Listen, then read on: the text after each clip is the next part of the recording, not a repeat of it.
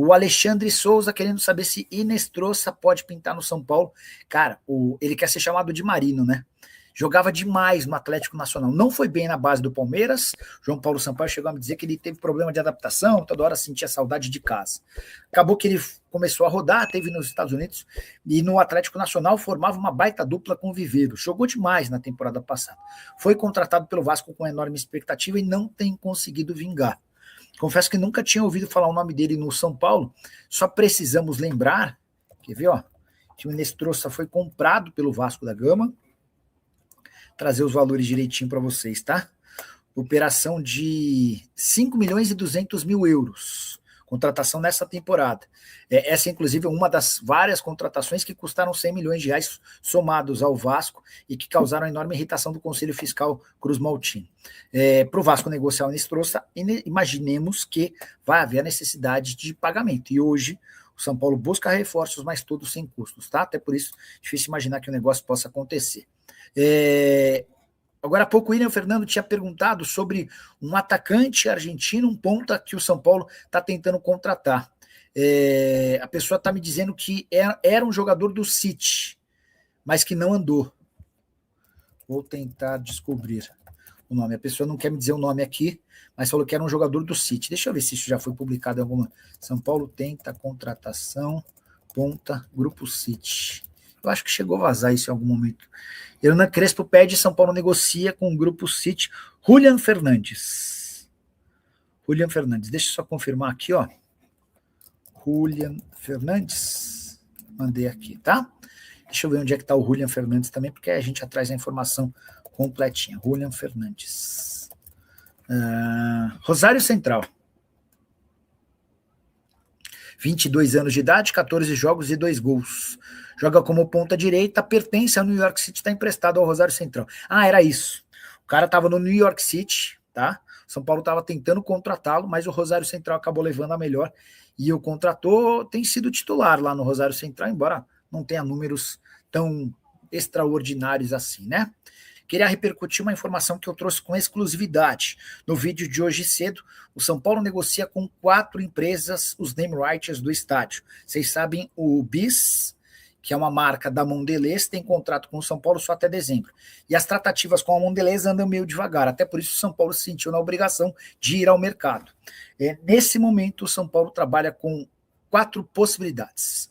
Primeira delas, a BYD, com quem o São Paulo negocia desde o ano passado. Eu ouvi de uma pessoa de São Paulo que a BYD só não comprou os name rights e estreou em janeiro desse ano por conta daqueles escândalos envolvendo venda clandestina de camarotes no estádio, que acabaram derrubando o Júlio Casares, o Douglas Schwartzman e a Mara.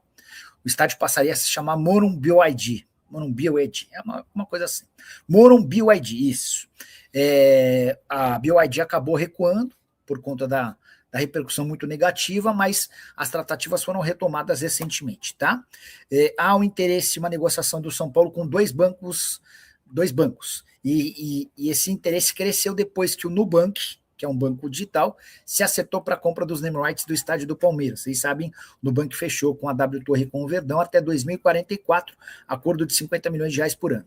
Os dois interessados nos name rights do São Paulo são o Banco Santander e o Banco Inter, que também negocia a possibilidade de ter patrocínio no uniforme do São Paulo. Para completar, a MetLife, que é uma seguradora internacional, que dá nome, inclusive, ao MetLife Stadium, o estádio da final da Copa do Mundo, é outro com negociações com o São Paulo. Só para completar o tema, que é um assunto importante, o São Paulo hoje fatura 25 milhões de reais por ano da Mondelez via BIS. A ideia nesse novo contrato é de tentar buscar algo na casa dos 60 milhões de reais, tá? Nicola, é mais dinheiro do que o Palmeiras conseguiu com a W Torre, sim, mas numa condição específica, o Palmeiras fechou com o Nubank até 2044, são 18 anos. A ideia do São Paulo com esse novo parceiro é um acordo de 5 a 10 anos, até por isso um valor um pouco superior. Leonardo Preto. Nicola, boa noite, tudo na paz. Sabe quantos reforços o São Paulo vai trazer em julho? Vem alguém para o lugar do Lucas? Scarpa no Bahia, sabe de algo? Vou procurar algo sobre Scarpa no Bahia. O que dá para cravar é que o Scarpa não faz parte dos planos do São Paulo, tá? Muita gente já vinha perguntando sobre esse tema. Eu mandei mensagem para o Rui Costa e o Rui assegurou que o Scarpa não será contratado. Em relação ao Lucas, é natural que a busca pelo São Paulo por um ponta seja reforçada. Até porque já existia a vontade do São Paulo em fechar com um ponta para metade do ano. Com a ausência do Lucas, que podia jogar como ponta ou como meia, essa necessidade é amplificada. Só para completar sobre o Lucas, ele se posicionou hoje afirmando que não tem a intenção de parar. Resta saber se o próximo passo da carreira dele será no São Paulo ou não. O contrato do Lucas com o São Paulo termina em dezembro, mais ou menos quando ele vai estar recuperado da ruptura total do tendão de Aquiles.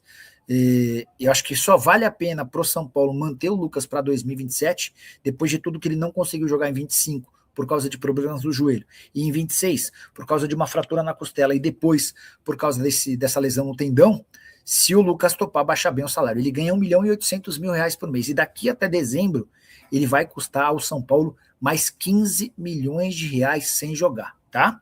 Existe a possibilidade da troca do Marcos Antônio pelo Cebolinha à frente, se fosse você acha que valeria a pena para o São Paulo, Elivan, só vale a pena se o São Paulo receber dinheiro.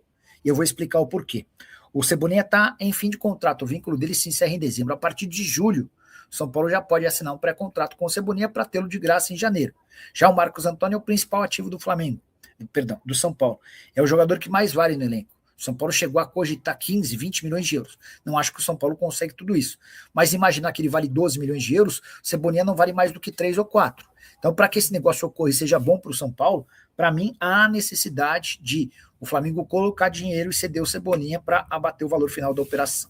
Moisés Lima quer saber se o Enes Troça pode ser trocado pelo Arboleda. Vale a lembrança de que o Enes Troça custou 5 milhões de euros. O Arboleda é um zagueiro de 34 anos de idade, completamente sem valor ou com um valor bem baixo depois de se ausentar por um mês do São Paulo, né?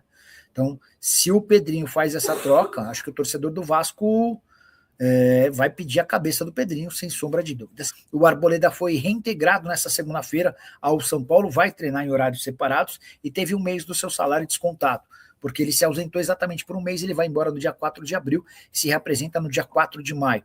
São Paulo decidiu não optar pela rescisão por justa causa, com medo de perder a ação e ter um caminhão de dinheiro para pagar. O contrato do Arboleda só se encerra em dezembro do ano que vem e ele ganha ou custa R$ 1 milhão por mês. O Arboleda ganha 700 mil mensais e ele tem direito a mais 300 mil que o São Paulo paga para quitação de dívidas, tá? Por que o São Paulo não dispensou? Além dessa questão da justiça, há a percepção de que o mercado brasileiro quer contratá-lo. Então o São Paulo vai aguardar por propostas, eventualmente para tentar alguma troca ou algo do gênero. Fala pessoal, estamos aí com atualizações importantes do São Paulo. Se inscreva e ative o sininho para receber mais atualizações do Tricolor. Deixe seu like que é muito importante para o crescimento do canal.